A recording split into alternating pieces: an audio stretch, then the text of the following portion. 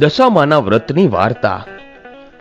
સુવર્ણપુર નગરીમાં અભયસે નામે એક ઘણો જ ગર્વિષ્ઠ રાજા રાજ કરતો હતો.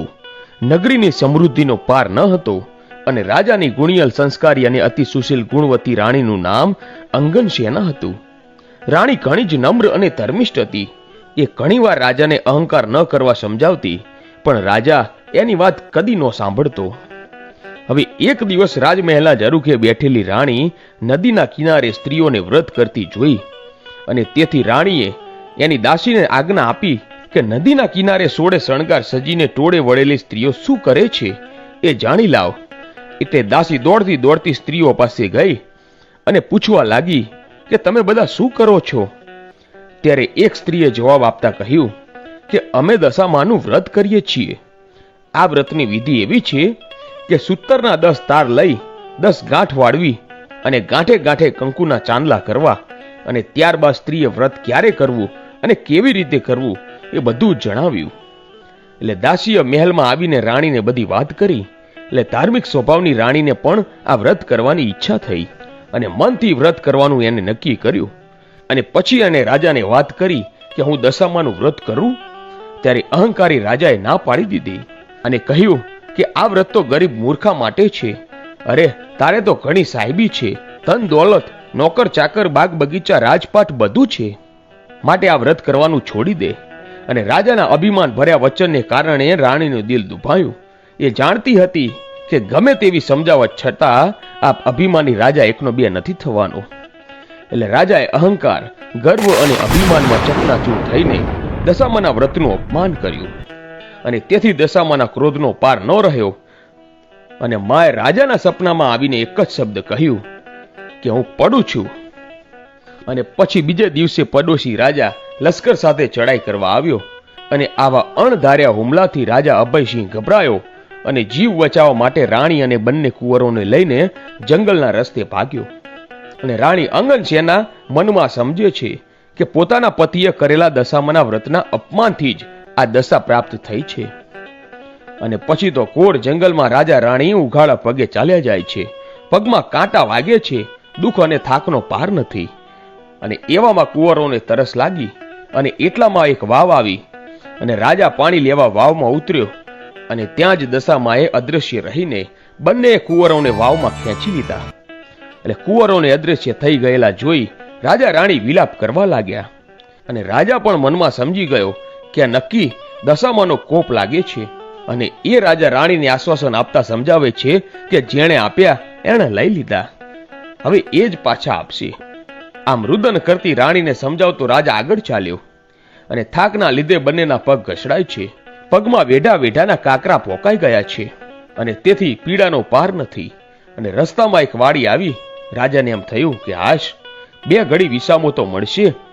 પણ રાજાએ વાડીમાં જેવો પગ મૂક્યો ત્યાં તો બધા જ ખીલેલા ફૂલ કરમાઈ ગયા.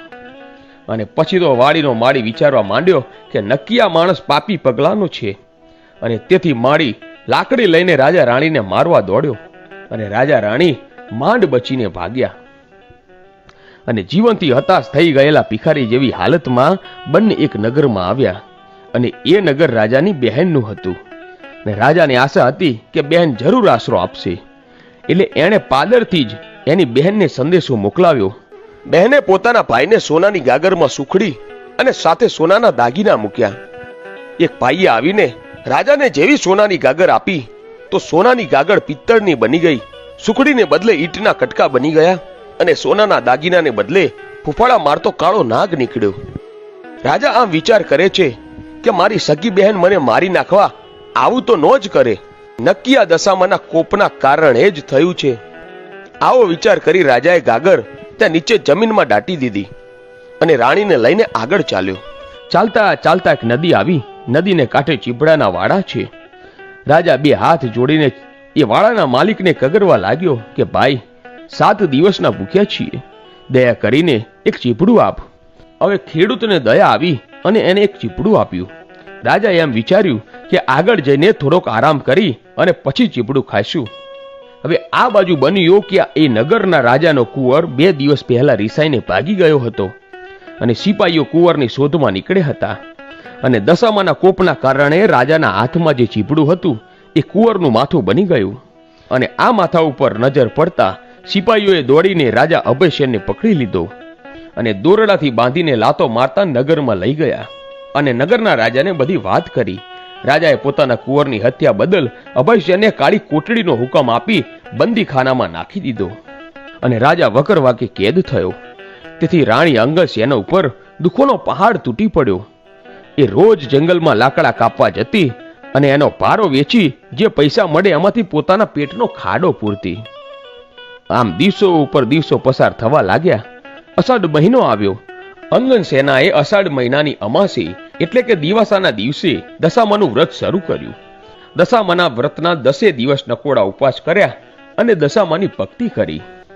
પછી રાણી અંગસેનાની અપાર ભક્તિ જોઈ દશામાનો કોપ શમી ગયો. માએ રાણીને આશીર્વાદ આપતા કહ્યું, કાલે તારો પતિ પાછો મળી જશે. અને પછી એ જ રાત્રે દશામાએ એ નગરના રાજાને સપનામાં જઈને આદેશ આપ્યો કે જે માણસને કેદમાં પૂર્યો છે એ નિર્દોષ છે. તારો કુંવર તો એના મોસાળમાં લીલા લહેર કરે છે. સવારે પાછો આવી જશે.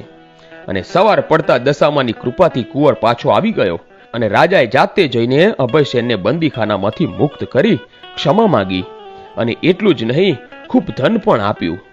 અને પછી રાજા રાણી રથમાં બેસીને સુવર્ણ ઉપર આવવા નીકળી પડ્યા અને રસ્તામાં બહેનનું નગર આવ્યું અને રાજાએ પેલી ગાગર જમીનમાંથી બહાર કાઢી તો એ ગાગર સોનાની હતી અને ગાગરમાં સોનાના દાગીના અને સુખડી હતી. અને એટલામાં બહેન પણ આવી અને આગ્રહ કરીને ભાઈ ભાભીને ઘરે લઈ ગઈ. 2 દિવસ રોકાઈને રાજા રાણી આગળ ચાલ્યા. રસ્તામાં વાવ આવી અને જોયું તો વાવના કાંઠે દશામાં વૃદ્ધ ડોશીનું રૂપ ધારણ કરીને ઊભા હતા અને બંને કુંવરો એમની આંગળી પકડીને ઊભા છે.